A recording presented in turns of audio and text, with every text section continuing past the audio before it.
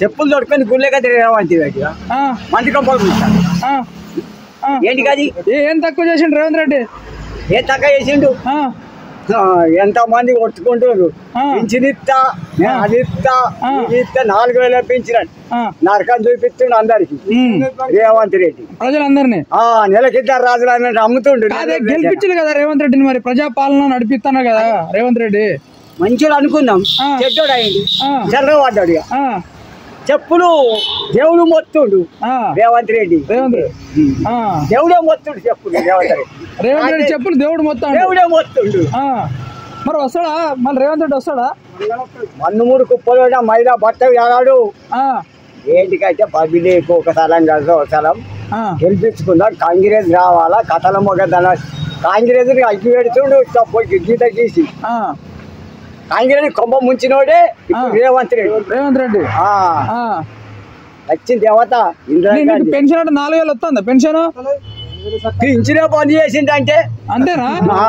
అసలు 2000 కూడా లేదా? 2000 వస్తున్నాయి. కేసీఆర్ ఎక్కినప్పుడు మాట ఎక్కినప్పుడే వెంటనే 2000 అని చెప్పి రేవంత్ రెడ్డి ఏం చేసిండు? 4000 పెన్షన్ ఇస్తానంటే మహారాష్ట్రలో పోయి చెప్తాడు.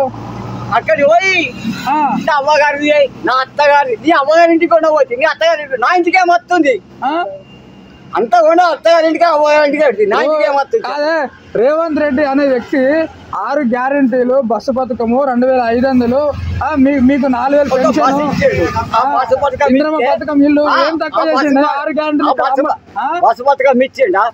మా పెండాలు మామూలే గడి విగిపోతుంది. నువ్వు ఇస్తే మా పెళ్ళాలు మమ్మల్ని గడ్డి వీకిస్తుంది బస్సులా. నువ్వు అందరికి ఏమిటి పథకం? ఆడవాళ్ళకు మొగోళ్ళకు ఇద్దరు మొగలు పోదురు, ఇద్దరు మొగలు పోదురు. ఆడవాళ్ళకి ఇస్తే గడ్డి వీకు ఉండగాడికి అది లంచదానం చేసేది నాకేరో, దొంగతనం చేసేది నాకేరో, దొంగతనం చేసి నాకు అంటే మొత్తం ఆగం పాలు చేసిండు రేవంత్ రెడ్డి. ఆగమంటే ఆగంగా నప్పున చేసిండు అంతేనా? దేశమంతా ఆగా చేసిండు. సోనియా గాంధీని ముంచుతుండు, ఇందిరామా ముంచుతుండు. మళ్ళీ రేవంత్ రెడ్డిని గెలిపిస్తారా? మరి వస్తాడా రేవంత్ రెడ్డి మళ్ళీ? ఇక దేవుళ్ళు అయ్యంబాలు రాసిన వెళ్ళకుండా సేవలు చెప్పులు వడుకోబట్టే కానీ అందరి మీద ఒట్లేసిండు కాదే. చెప్పుల బట్టి మొయ్యలేక దేవుళ్ళు ఎత్తుండ్రు, చెప్పుల బట్టి మొయ్యలేక దేవుళ్ళు ఎత్తుండ్రు. ఇప్పుడు రేవంత్ రెడ్డి చేసిన పనులలో ఏ పని మంచి నచ్చింది మీకు? ఏది నచ్చలేదు. ఒక బస్కి అయితే ఆడవాళ్ళు అంతా లంగలకి ఏ పని మంచి చేసేది. అయ్యో ఈ పిల్లల కానీ మన లగ్గ చేసిన ఆ పిల్లలనే కానీ ఓళ్ళనే పిరి బస్ అని రోజున కాసిపోయి వస్తుంది. నువ్వు ఎక్కినా బస్సు? ఎప్పుడన్నా ఫ్రీ బస్సు పెట్టినప్పుడు అంటే రేవంత్ రెడ్డి ఏ ఆశపడతలే. బస్సులకు పోతే ఎమడాలకు పోతే ఇప్పుడు పోతే ఆశపడతా అంతా మంచి ఎక్కుతుంది. ఇప్పుడు నువ్వు ఇక్కడ ఎందుకు వచ్చినావు? పాదయాత్ర ఎందుకు వచ్చినావా? ఎందుకు? దేవుడు మమ్మల్ని ఎత్తుకోవాలి, దేవుడు మిమ్మల్ని ఎత్తుకోవాలని టీచింగ్ మాకు ఇయ్యాలా, అట్లా పంట రైతు పంట రైతు పంట రైతు కూడా కూడా ఎత్తుంది. కేసీఆర్ ఉన్నప్పుడు మంచిగా ఇచ్చిండు అందరికి ఇచ్చిండు, కానీ ఇది ఒకటే తప్పు చేసిండు. అది ఒకటి తప్పు చేసిండు, మిగతా పనులు అన్ని మంచిగా చేసిండు. ఇది ఒకటే రేవంత్ రెడ్డి అది కూడా ఇస్తలేడు కాదు. అక్కడ అన్ని కొంపలు ముంచిండు రేవంత్ రెడ్డి, కొంపలే ముంచుతుండు. అంతేనా? కొంపలు ముంచి నేను ఎక్కడొక్క చెప్తాడు రాజశేఖర్ ఎట్లా అచ్చిపోయిండో రేవంత్ రెడ్డి అట్లా చేస్తాడు. అంతేనా? ఈ పనులు చేస్తే రాజశేఖర్ లెక్క చచ్చిపోతాడా? రాజశేఖర్ రెడ్డి ఏమన్నాడు? 7 కొండలకు 3 కొండలు చేస్తాడు. వీడు 3 కాలు వెళ్ళాక ముచ్చిన పెట్టుకుంటా కూడా ముళ్ళ కట్టి పెడుతుంది దేవుడు. ప్రజాపాలన అని చెప్పిండు, మీరు అందరు ఓట్లు వేసింది కదా. మంచిగా ఉందా పరిస్థితి? కేసీఆర్ ప్రభుత్వం మంచిగా ఉండదా? ఏం చేసిండు కేసీఆర్? రుణమాఫీ ఇచ్చిండు, బ్యాంకు మాఫీ ఇచ్చిండు, రైతు బంధు ఇచ్చిండు, కళ్యాణ లక్ష్మి ఇచ్చిండు.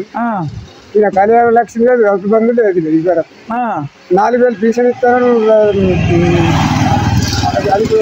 4000 పెన్షన్ కూడా రావట్లేదు. అదే ఇప్పుడు మీరు రోడ్డు మీద ఎందుకు పాదయాత్ర చేస్తున్నారు?